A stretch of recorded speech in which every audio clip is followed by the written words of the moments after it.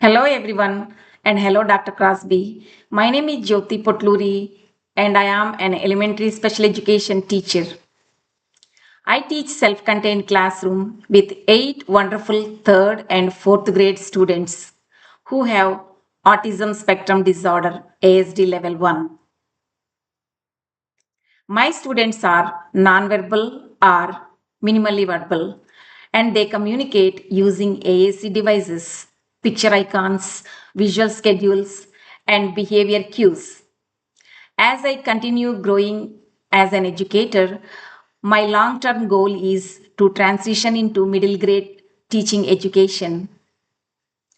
Because of that, I am always looking for instructional strategies that help diverse learners build independence, confidence, and ownership of their learning.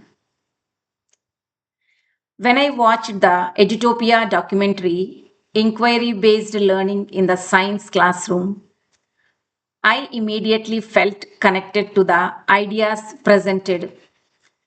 The video follows middle school students at Casey Middle School in Boulder, Colorado, as they investigate a real life scientific question. Is Boulder Creek clean enough for summer tubing? To answer this question, the students leave their desks and step into the real world. They make maps, collect water samples, test chemical levels like nitrates, and search for living organisms in the stream. Watching these middle schoolers take charge of their own scientific data made me pause and reflect. I found myself asking what a student led inquiry could look like for nonverbal elementary students with autism and how I could adopt these ideas to my own classroom in a meaningful way. As I reflected on the video, two quotes stood out to me and challenged my thinking. The first quote comes from the science teacher, Mr. Swaj. He says, when we design a science lesson to be an inquiry based lesson, we start everything around a central question. And the answers are always just a little bit out of reach for the kids until they really reach a point where they have this sense of discovery. I selected this quote because it captures the heart of students' motivation. In special education, teachers often overprompt students. We want to prevent frustration, so we give answers too quickly. But when we do that, we unintentionally take away the chance for students to think, explore, and experience the joy of discovery. This quote reminded me that children thrive when the answer is just slightly out of reach. Inquiry does not require spoken language, it simply requires a motivating problem. For my 3rd and 4th graders, an inquiry question can be built using simple classroom objects, plants, magnets, water, and even classroom routines. My role must shift from being an adult manager to becoming an educational architect who design moments of real discovery. Even nonverbal students can experience inquiry when the environment is structured to support them. The second quote that stood out to me comes from a middle school student in the video. She says, sometimes, like when you are just reading from a book, you don't really think about how this is actually real life and this is how it actually works. This quote hit me because it reflects a truth I see every day. Heavy text based curriculum isolate nonverbal learners. Children with ASD level 1 are concrete thinkers. They understand concepts best when they can see, touch, and move things. This student's comment reminded me that data collection must be tied to real life to have meaning. When the students in the video splashed in the water and caught bugs, science became real. For a child with autism, real world data collection bypasses language barriers and connects learning to functional life skills. My takeaway is that data should not just be numbers on board.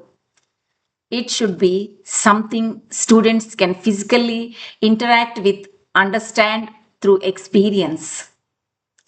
To meet the requirements of rubric, I connected these videos insights to precise locations in part 2 of our course text, Owning It. Strategies for creating an environment achievement.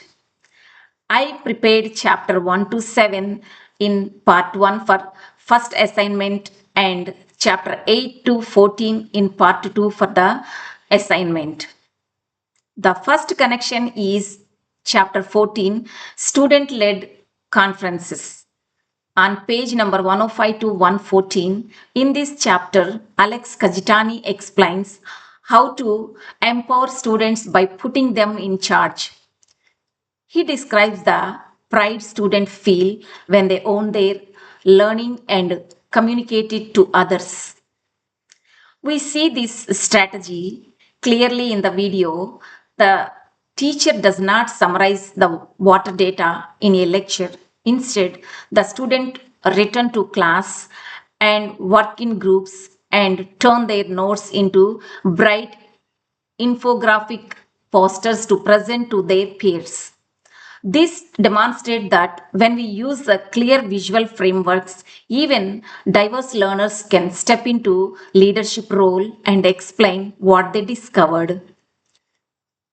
This second chapter connects to 11 Beyond the Bad Kid on page 85 to 93. This chapter focuses on managing disruptive behavior by creating environment foster positive choices. Kajitani notes that when students are engaged in authentic, high interest activities, disruptive behavior decreases because their need for stimulation and purpose is met. In the Edutopia video, when middle schoolers act as scientists outdoors, they are completely locked in. There are no behavior issues because inquiry replaces passive compliance with exciting exploration. This matches the environmental strategies described on page 90 of our text and reinforces the idea that behavior challenges often decreases when students feel ownership and engagement.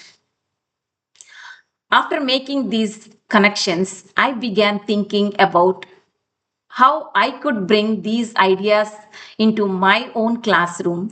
I cannot take my nonverbal elementary students to a rushing river, but I can adopt the inquiry model into 3 steps routine.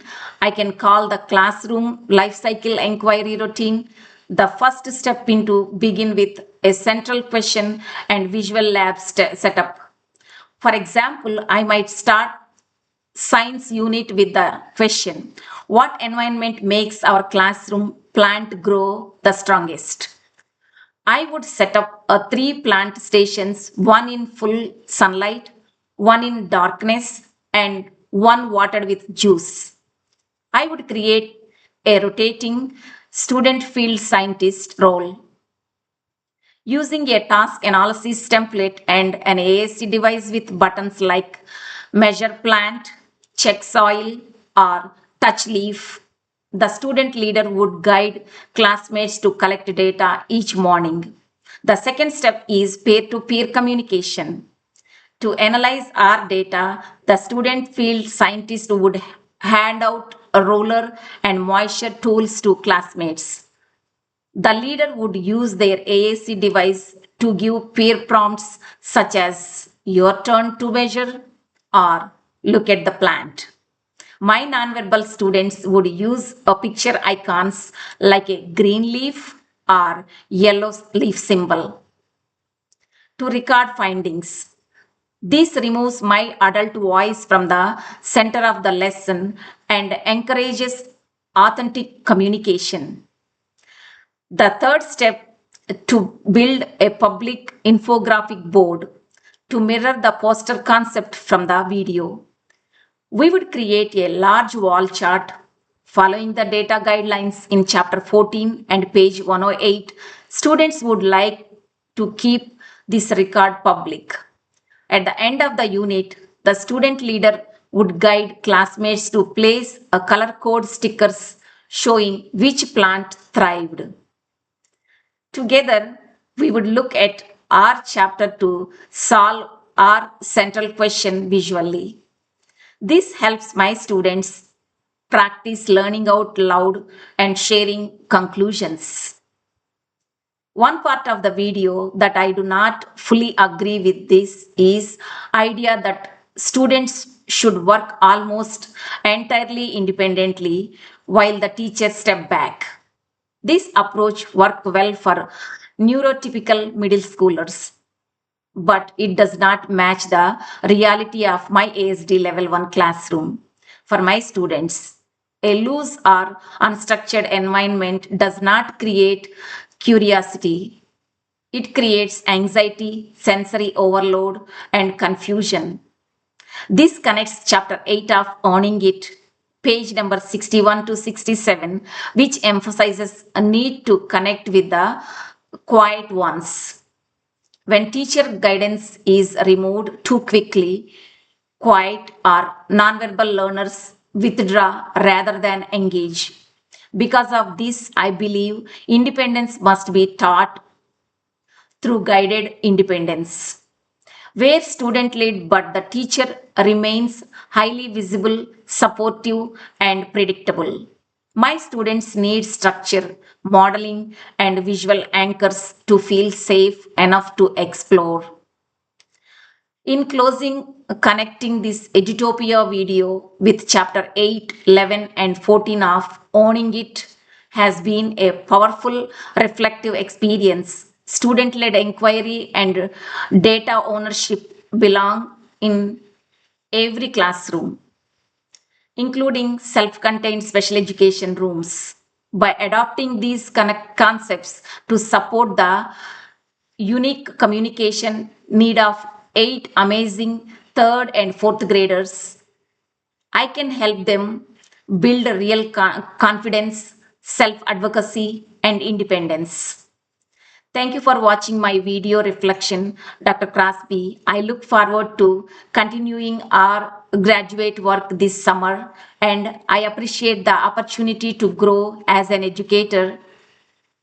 Have a wonderful evening. Thank you.